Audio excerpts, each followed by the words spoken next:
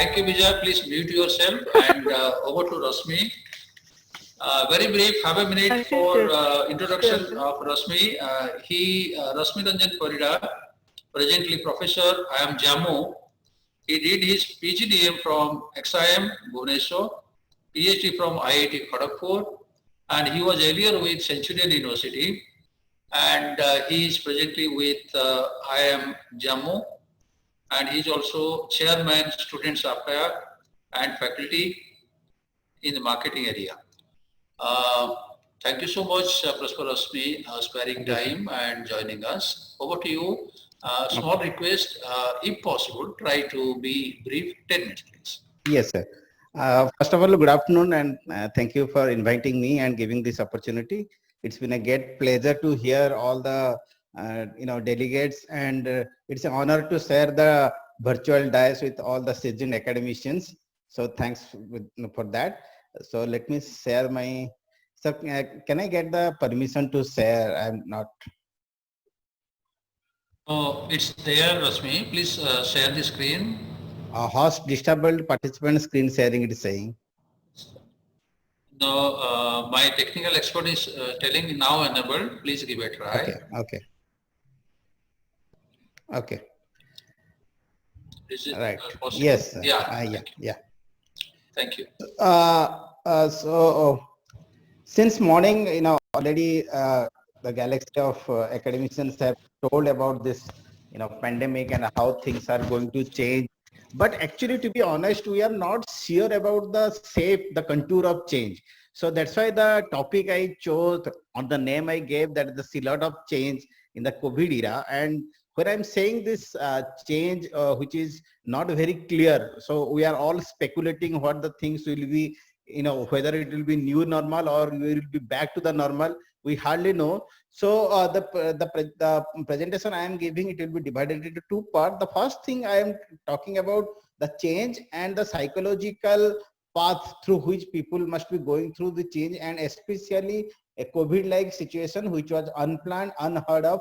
So how they are going to meet with this, with a model which is by Kubler-Ross model. So I will try to see how they will go through the psychological change. The second thing, then I will be speaking about few of the things which I have gone through some literature and done some content analysis to show what are the focus area where Indian higher education institute can focus. So without much ado, I will move ahead. As all of us know that change is always the constant. So it is, change is inevitable. We have to change. And as we know that Mendel, Gregor Mendel, he said that, it is not the people who are the strongest, it is the people who are most adaptable to the change. They only survive and prosper. So now it applies to all of us as academician, as institution, as individual, how we are going to adapt to this change. That's why the psychology involved in this change process is important.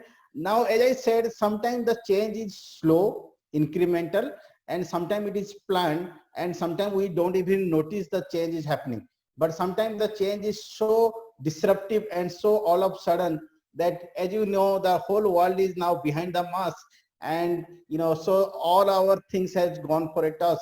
So how to see this change? That's why I said this is a unclear contour of change. I don't know how this change will take place, but the whole world is changing and we have to go along with this. So for this, how the psychological people are go through this. So I will talk about this Kubler-Ross grief cycle, the model which was proposed in 1969 by a famous psychologist Kobler and with co-author Ross. And they told that whenever people go through this kind of scenario, which is unplanned, unheard of, and this creates a kind of shock, they go through these 5 phases: denial, anger, bargaining, depression, and acceptance. Okay, so how these things applies to, I will not go through this model because of time constraint, but how it can apply to this corona or COVID crisis area. So I'll just see, if you see, many of us have gone through it and many of us are going through it. So the first page is denial page, where we didn't know about the virus. We denial about the potential crisis. Many people didn't understand the importance of social distancing. Unfortunately, today also they don't understand. You can see, when you go for vegetable buying or anything. So most of us have gone through this phase, denial phase. The next phase comes in anger phase, where we feel like we have lost control, like lockdown, we cannot move. So we are frustrated, we are anxious, or all the plans are all hold. And, in simple language, you are just pissed off.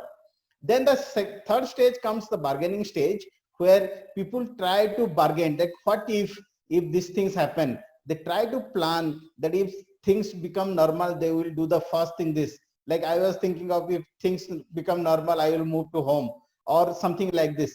Then if there is no feeling of angry and there is down and sad feeling, then people are moving into depression stage, which is most alarming, because everybody is talking about the thing, but very, it is not been discussed in full, range about the psychological scenario, the depression people are going, the job loss, the, working environment, all these things. So they feel the negativity inward, and that is the most crucial phase.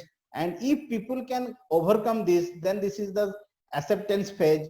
This does not mean that the world will be totally okay or people will be happy about this, but they can understand what the things are there, and they will work accordingly. So this is the psychological path through which all the people who are going through different changes, they must be going through. And as I have already told, that there is always a light at the end of the tunnel. So if people accept a change, that will be the biggest change, and probably they can adopt the new way. So this is the path through which, corona changes, whether it is institutional, personal, or any level, you can deal with. Now I'll straight away come to the COVID-19 impact on higher education. If you see, when this lockdown was announced, about 1,000 universities and 40,000 colleges were temporarily closed. Students were asked to go home, and all of a sudden class shifted from platform to online platform within no time.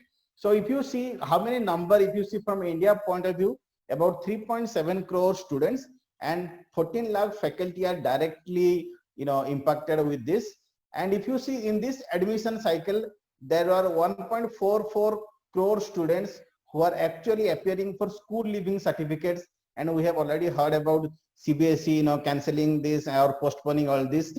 And around 50 lakh students were expected to join these higher education institutes. So, and the biggest challenge is now the institutions are not sure about their admission, which programs will be good, and how the things will look like.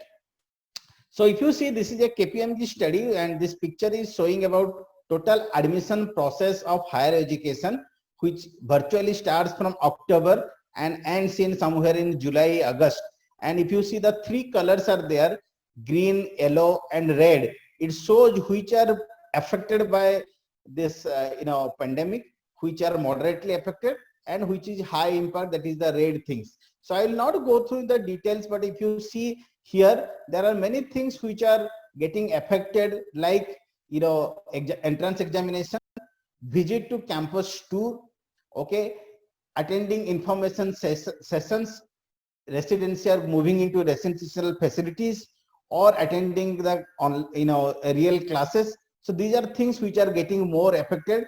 There are few things which are not getting that much affected, and there are few things which are moderately getting affected during this period. If you see higher education institute, barring few institutions who are, students join naturally, or there is process of, student recruitment which is well established, students come and join without any, hesitation. But there are many other institutions, mostly private institutions, they have their sales team or people who go for below the line, communication method of converting students to join their institution by campus visit, by, presenting. So these are all these things are, affected severely. So how the future prediction, if you see, there are two views, I will say. There is one a view that is saying institutions that were already financially stressed or operating from a deficit position prior to pandemic, short-term unanticipated expenses and long-term enrollment decline will likely threaten their solvency, potentially forcing numerous closures and mergers. So this is a fear of future, and we can hear many institutions either they have asked their employees to leave, few of them have cut down their salaries, few of them not even paying the salaries. So this is more of, not the present scenario, but the fear of future.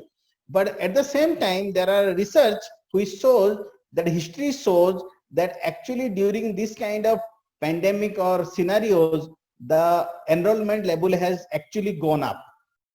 So if you see 2008 recession period and analyze the admission process, so it shows actually the number went up. And there is another UK based agency which is predicting the global higher education will actually go up by US in $37.82 billion from period 20 to 24. And that is they are saying with impact of COVID. So there are people who are more hopeful, optimistic about more growth and how this growth will come. And the prediction is, since now till now, the education sector which was more fragmented or more segmented, that segmentation or fragmentation will decelerate and there will be more similar level playing field.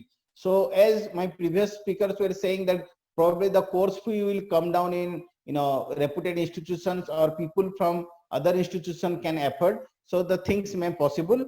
So what are the areas of focus? If you see many literatures and based on the content analysis. So the first area of focus is assess the digital ecosystem of the institute and increase the digital footprints, which people have to do internally and see outside. Targeted campaign for student acquisition, as I showed, the whole cycle of student admission is affected. So people have to think of targeted campaign, probably digital marketing. Now there is another area which the institutions can focus is people who are interested or was interested for international programs. So there are many chunk of students who go to US, UK or Australia and to study abroad. So probably they are postponing their plan or they are cancelling their plan. So these are the very good segment which the education institutes can focus and they try to convert.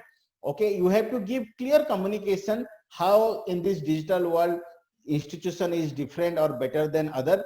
Rebranding and community engagement. So institutions have to see how the consumers are seeing their brand, and it has been found out that institutions which are better engaged with community have better acceptance among the field, among the target customers.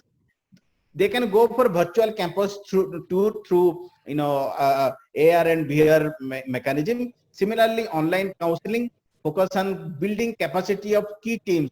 Even in this change, all the teams like examinations, enrollment section. There are many sections which are not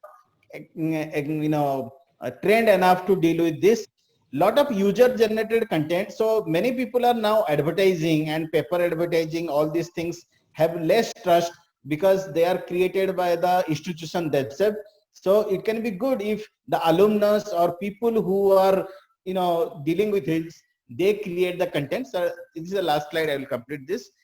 Preparation and readiness of digital content from faculty, because many times, as already my previous speaker is saying, the teaching has to change. It cannot be the same way as the chalk and talk was going on. So the content needs to change.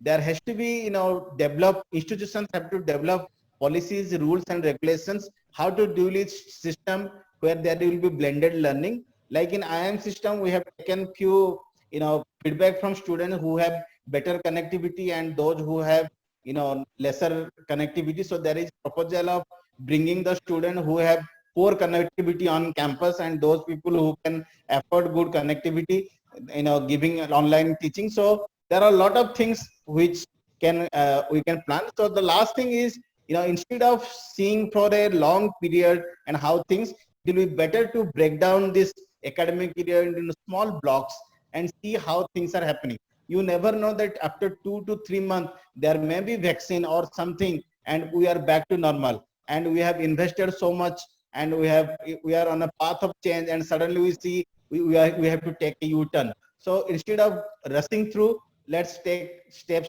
small. So thank you a lot, sir. Thanks for giving this opportunity. Thank you so much, Professor Rashmi, and I'm so sorry we could not listen to you for longer time. I am hopeful and I assure you we'll have very soon a longer session.